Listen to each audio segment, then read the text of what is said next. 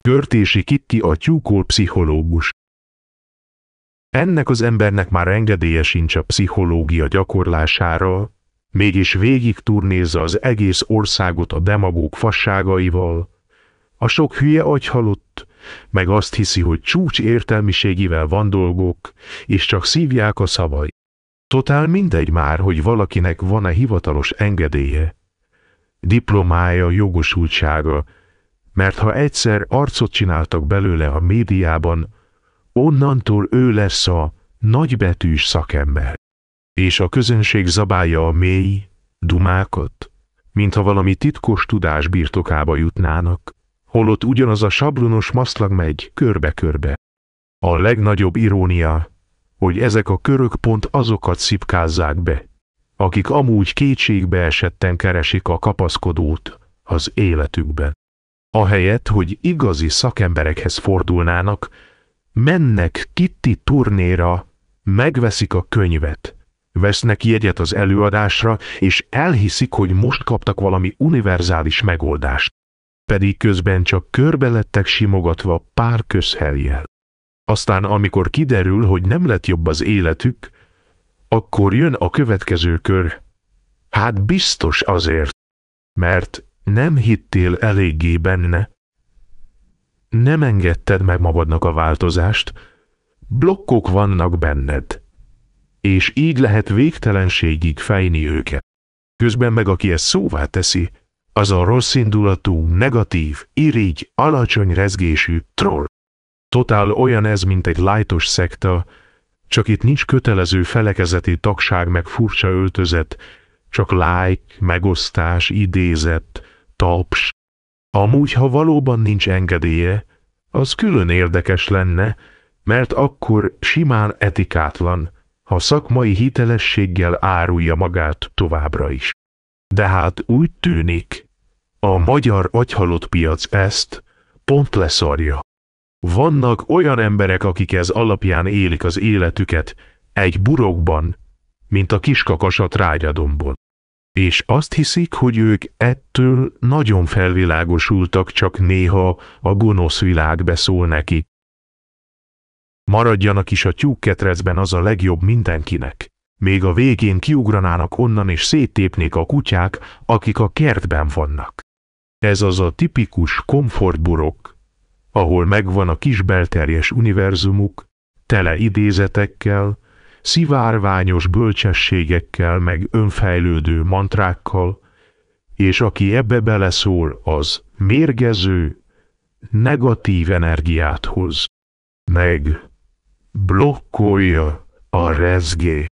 Közben meg a valóság kint kopogtatna, de ők gyorsan visszazárják az ajtót mondván, ez biztos csak a gonosz világ próbája, és ami durva, hogy tényleg van, aki konkrétan ezen buborékok alapján vezeti az életét. Nem gondolkodik, nem kérdőjelez meg semmit, csak szajkózza a panelmondatokat meg elfogadja a tanításokat, aztán csodálkozik, hogy körülötte ugyanúgy szar minden, csak most már szépen megmagyarázza, hogy de hát ez az én utam. Jobb, ha bent maradnak, mert ha kikerülnének, nem biztos, hogy tudnák kezelni a külvilágot, és akkor lenne csak igazán baj. Inkább hagyjuk őket a tyúkháló mögött spirituális kapirgálással. Ne hagyd, hogy a vihar eláztassa a tolladat. A nap felkelte minden kukorékolásra válasz, ha elég trágyán állsz, magasabbra látsz. Simán bestseller lenne. A trágyadom titkai, hogyan válj önmegvalósító kiskakassá. Tartalomjegyzékből pár fejezet cím. Engedd el a kukorékolást, ami nem szolgál. A tojáshely nem börtön, hanem kihívás. Ne várd a tyúkok elismerését. Kapirgálj magadért. A szemétdombod is lehet szentély. És jöhetnek naponta az idézetek, mint például ne hagyd, hogy a sár lehúzzon, kapard félre, és találd meg alatta az aranytojást. Minden hajnal egy új lehetőség a kukorékolásra. Ha nem ébredsz fel, más teszi meg helyetted. Aki fél feltörni a tojást, az sosem lesz rántotta. Csúkolon kívül is van élet. Csak ne felejts el repülni tanulni, alapította. Dr. Körtési Kitty, önjelölt trágyapszichológus, tyúkketrec terapeuta, a baromfi bölcsesség módszer megalkotója. Ne várd, hogy a tyúkok megtapsoljanak, ha kakaskodsz. Ők csak kapirgálni akarnak. Ahol más csak trágyát lát, ott te fedezd fel a termékeny talajt. Ha a kerítés bezár, ne feledd. A kukorékolás szabad. Aki mindig csak a tojáshéjban marad, az sem érzi a szellőt a tollai között. Nem attól vagy nagy kakas, hogy hangosan kiabálsz, hanem hogy hajnalban elsőként mersz megszólalni. A legszebb kukorékolás is csak addig ér valamit, amíg nem kotkodácsolja túl valaki, sose fél belelépni a szarba. Ott terem a legjobb kukorica. A keltető melege jó, de előbb-utóbb ott is megfulladsz. Ne engedd, hogy a kotlósok véleménye határozza meg a repülési magasságodat. A tyúkketre csak állapot. A szabadság egy hozzáállás. A kukorékolás nem verseny, de azért kelj fel időben. Ne csak ülj a tojáson, kelj ki belőle, mielőtt ráunna.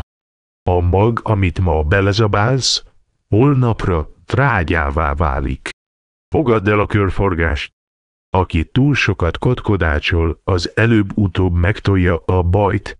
Néha a trágyadom tetejéről is szebb a napfelkelte. Csak azt tud igazán szárnyalni, aki előtte hagyta, hogy kicsit lecsipkedjék. A kotlós árnyékában sosem lesz belőled főnix. Ne félj a ketrecajtó nyitva hagyásától. Lehet, hogy csak szellőztetnek, aki nem mer kikukorékolni a világra, az örökké tyúkolban álmodik. A trágyadom nem akadály, hanem kilátó. Ez a műviláguk része. Védett ökoszisztéma, ahol a legkisebb diszonáns hangot is úgy kezelik, mintha atombomba esett volna be a tyúkol közepébe. Ott csak a bólogatás meg az igen drága Kittike. Milyen mély gondolat! Szabad, minden más automatikusan rosszindulatú trollkodás. És tényleg elképesztő, milyen gyorsan lepattan róluk minden kritika. A logika ilyenkor valahogy így megy le a fejükben. Nem értesz egyet, biztos frusztrált vagy. Frusztrált vagy, biztos irigy vagy. Irigy vagy, biztos rosszindulatú vagy. Rosszindulatú vagy, akkor blokk, tiltás, törlés. Tehát az ő rendszerükben nem is létezik olyan, hogy jogos kritika, vagy csak valaki, akinek nem jön be ez a szellemi lecsó. Csak az létezhet, hogy te vagy a hibás, mert még nem értél meg erre a szintre. Ezért aztán maradnak is a kis biztonságos, légmentesen zárt buborékban, ahol nincs konfrontáció, csak csoportos bólogatás és szívecské. És a legjobb, hogy ezt mind ők adják elő a nyitottság, önismeret, önfejlesztés zászlaja alatt. Közben meg konkrétan egy véleménygettóban élnek, és az első szélfúvásra bevetik a tiltó listát. Legszebb az egészben, hogy te meg csak egy kis iróniát dobtál be, ami igazából még egész lájtos volt. De hát ugye, a trágyadombon nem illik hangosan nevetni, mert felvered a kotlósokat. Amúgy lemerném fogadni, hogy most épp ott megy a háttérben a szegény Kitty, mennyit kap a gonosz világtól mantra, miközben valójában csak ennyiről szólt az egész.